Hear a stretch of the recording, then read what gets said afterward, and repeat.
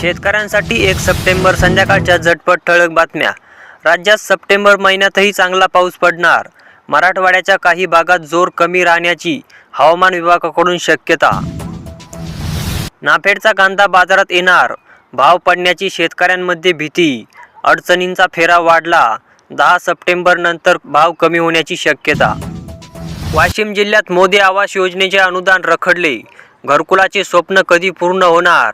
2 हप्त्यांचे अनुदान मिळाले, पण लाभार्थ्यांना अनुदानाची प्रतीक्षा अद्याप बाकी।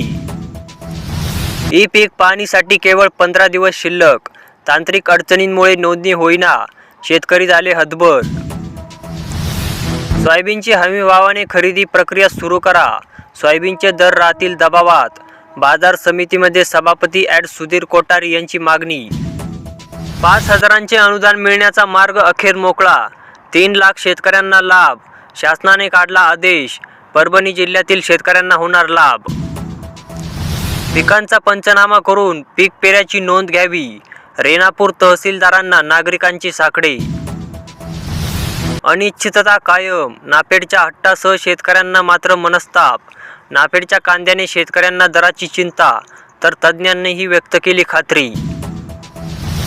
सप्टेंबर महिन्यात सरासरीपेक्षा अधिक पाऊस, देशभरात 109%, तर महाराष्ट्रात चांगल्या पावसाची शक्यता।